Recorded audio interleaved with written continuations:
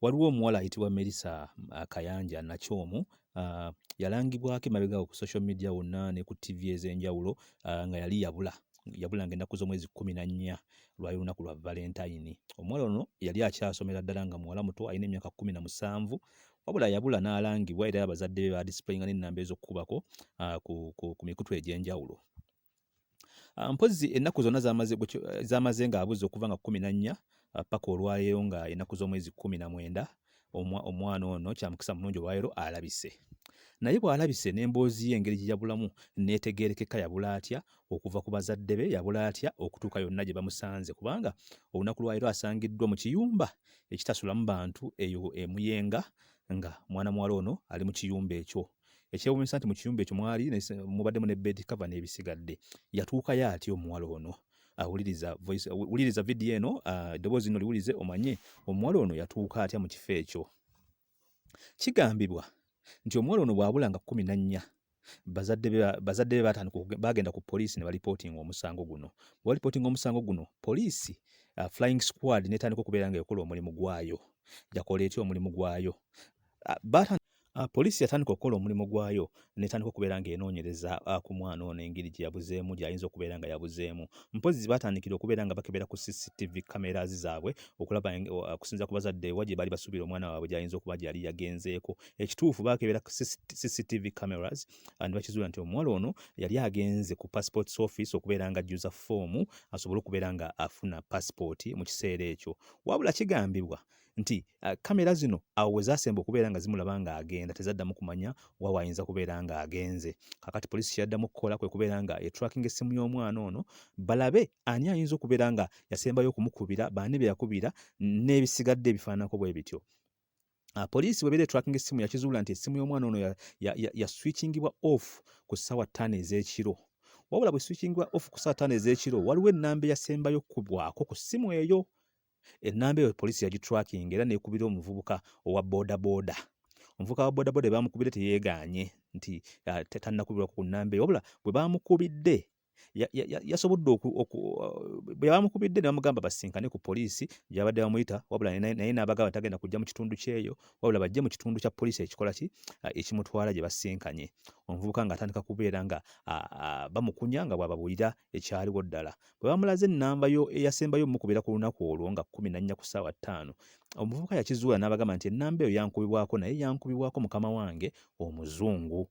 Atera okunkubira abeera mu yenga eyo ku Tank Hill. Atera okunkubira ne mutwayira emmere era ne kwolwo yankubira ne nkola ki ne mutwayira emmere.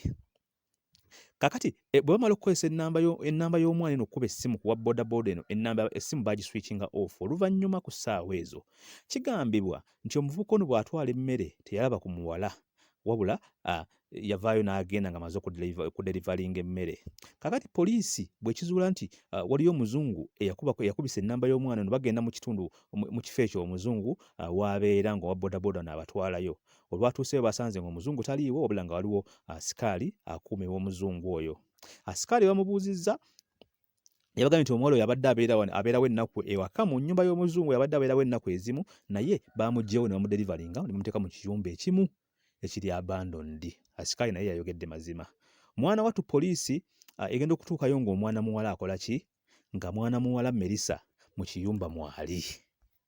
Mu kiyumba bamusanze mwali naye nga mwana muwala tategeerekeka bulungi bambi, ng'alaga nti talina maanyi bulungi, omubiri munafunafu yenna nga teyeetegeeranga, kugamba alinga omuntu atuuseeko ekintu ekikyamu ekyamutuusiddwako. Kaakati mbu byali bitya kubanga mwana muwala Melissa naye awa sayidi ye mu kiseera ekyo. Ategeezezza poliisi nti Omuzungu ono era bannange abazadde tusaanidde ffe ng'abazadde okubeera nga twegendereza ddala abaana baffe engeri gye batakyava ku social media. Social media negenda kwetera abaana abawala n'abalenzi ebizibu bingi nnyo.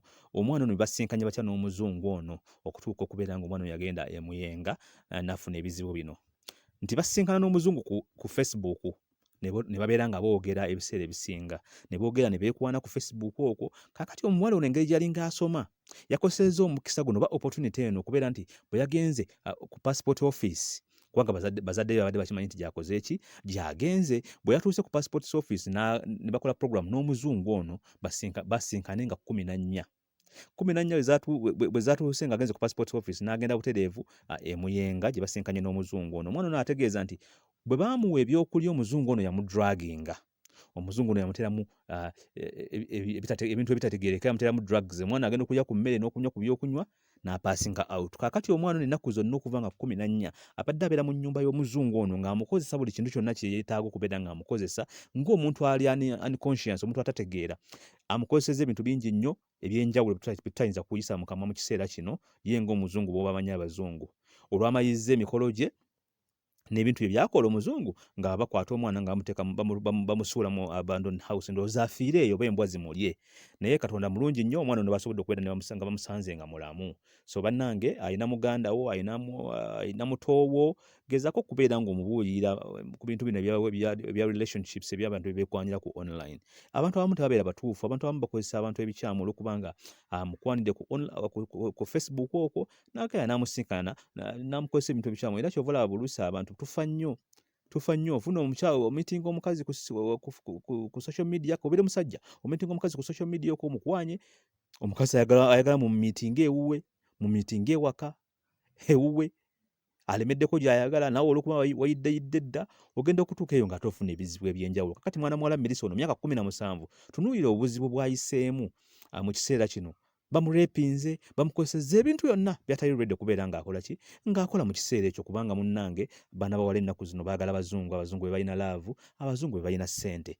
Bw'atyo bw'afunye ebizibu ebifaananako bwe biti. So mu kiseera kino omuzungu baamukutte dda, bali mu mukunyakunya asobole okugamba, bamubuuzabuuza ebintu bingi nnyo asobole okubeera nga atandika okufeesinga amateeka g'e Uganda gasobole okubeera nga gamukolako. Naye munnaye nga bw'omanyi ebintu bya Uganda, oyinza okusanga ng'omuzungu enkya ate avuddeyo naye ng'omwana ono asigadde mu mbeera eno enkyamu.